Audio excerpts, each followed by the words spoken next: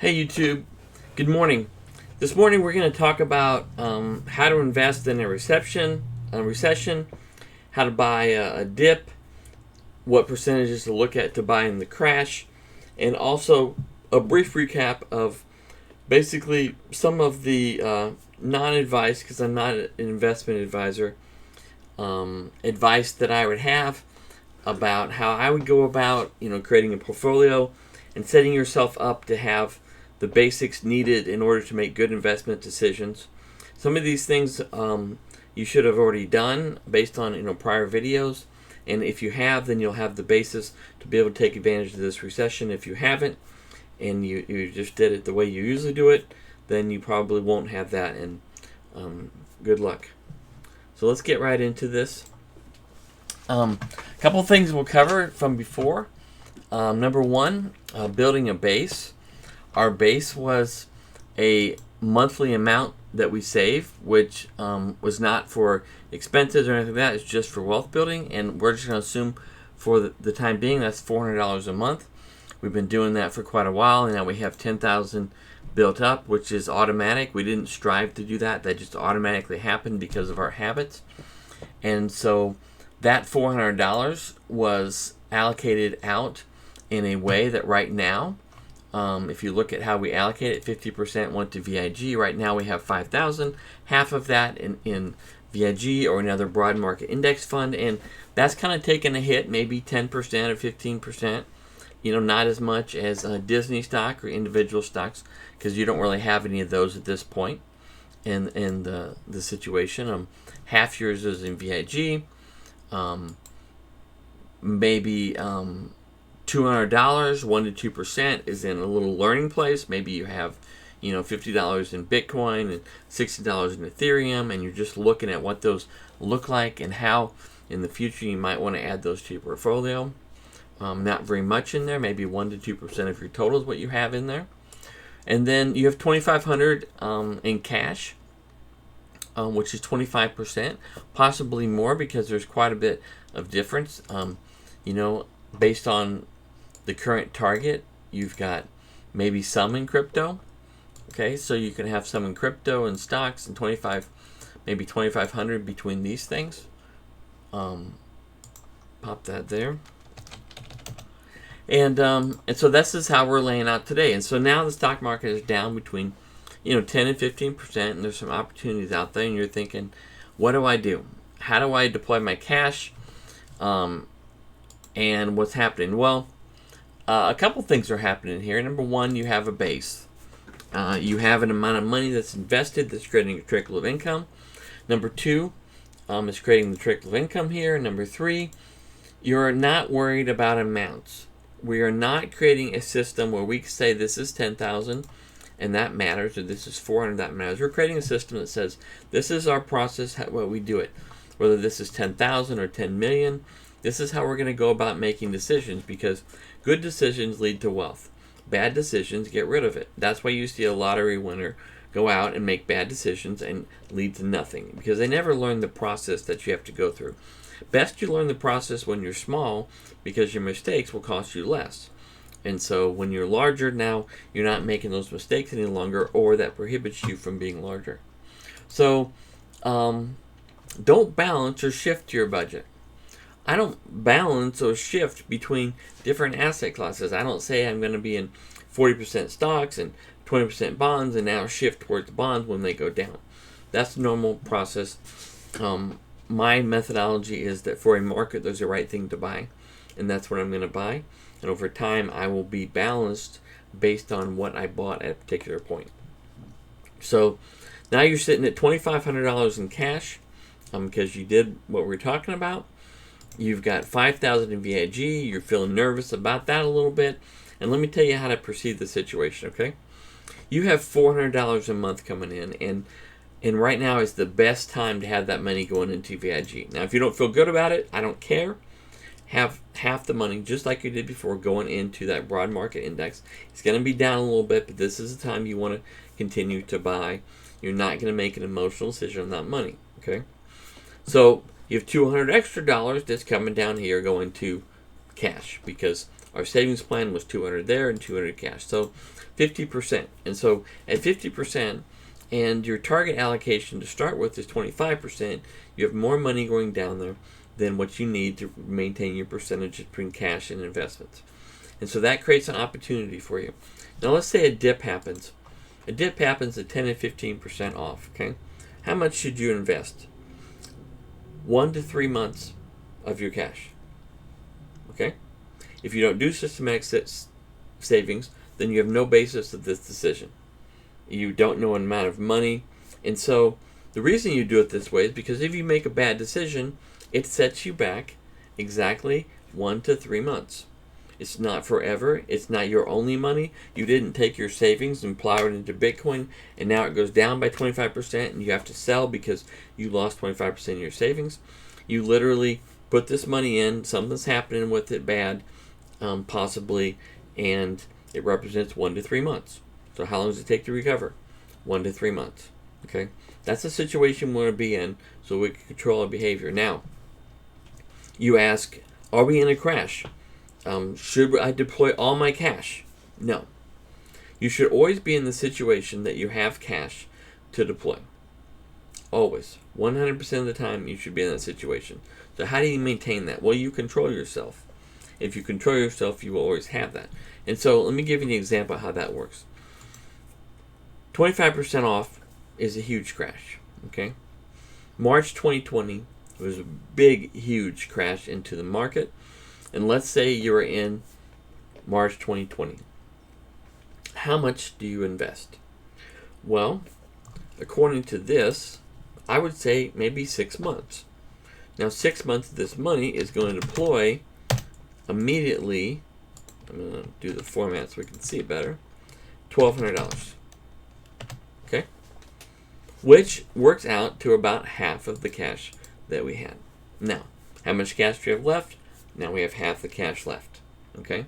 So if the market goes down 25% and we deploy half our cash into an investment we understand. Now, what investments do we understand?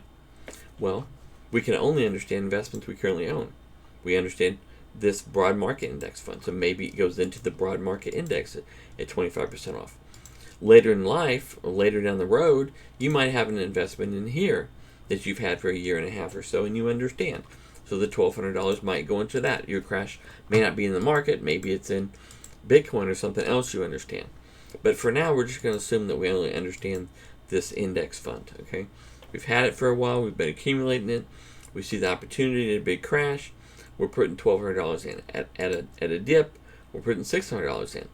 Our target for cash is still going to be 25%. So now you're below the 25%.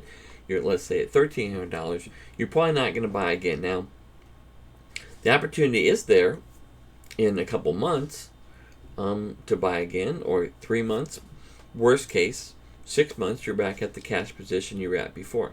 Because you have your system set up. You have automatic investment. You have the money per month. You know what you're risking. And this puts you in a situation to make logical decisions. And so let's say you put this $1,200 in. You add it in here. All right. And it goes down in value. To boom, this is done. It goes down in value to 900. Okay, what did you lose there? Well, unless you sell it, you didn't lose anything. But in your mind, you lost a portion of 6 months of savings. Okay, so let's say you lost 1 month. Well, can you handle the risk of losing 1 month? Well, the way I would approach that is this. If you go back in time to before you did this, okay, and figure how many years that was, all that money was gone. And so if that was 2 years, that was 2 years of money that you lost, 24 months. If it was 5 years, it was 60 months of money that you lost. And so investing here, you lose 1 month. Well, before you were okay with losing 60 months of that because you hadn't done any investing. So 1 month is no big deal, right? And so that's how we want to approach the situation. That's how the systems tend to work. Now, what you're going to see later in this recession is you're going to see some opportunities in this kind of space here. Okay? Now, we don't have real estate opportunities that are big yet. We have some minor ones in crypto, and we have some in the stock market, probably more like a dip, but we're not seeing a crash or major opportunities here yet. So right now we should be accumulating cash, okay? Trying to store the cash in a place so we can get to it later and it doesn't go down in value with inflation. For me, I'm using stablecoin for that. I'm getting 7% interest, which is combating the inflation effect, but really to inflation, then I'm probably losing like 1%. Minus taxes, 2%. So every 10,000 on there, I'm losing a couple $100 a year to inflation, which is okay because I'm looking for an opportunity to deploy that capital at maybe 25% below what the current market prices are. I really don't think in this recession you're going to see a crash. I think you're going to see things keep tapering off. And the reason I think is because the place we're going to end up is known. And if you don't know where it is, let me tell you. Your GDP is down 1.4. Your inflation was 8%. On the consumer cost of goods, because inflation is printing money that already happened a year and a half ago, has to be built into the system. Stock market's down 10-15%. A lot of the high-flying companies that were really, valuations were very high have already reacted a lot to the market and to these new expectations. And down the road, if you look back at the mid-1970s, you had a 3-year period where the interest rates were above 10%. And so we're going to need to have a plan for that. And what happened then? What were the opportunities? Well, people are going to have a hard time buying, especially commercial real estate at those rates. I think commercial real estate will go down in value. Residential real estate a lot of times is more controlled by long-term debt backed by the government with fixed rates and things. And so I'm not sure that those will go down much. Maybe similar to the stock market adjustment we've had, maybe 10% or so, but I don't think you're going to have a 2008 crash because you don't have the same problems you had in 2008.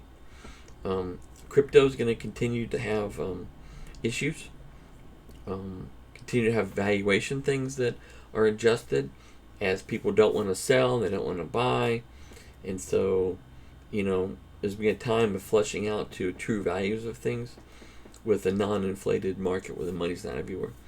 And so that's kind of what I'm preparing for. I'm not making any big moves right now except for accumulating cash in stablecoin as much as I can to build up this cash amount so that I can buy this crash. I've really bought, like I showed you, Home Depot stock on the dip.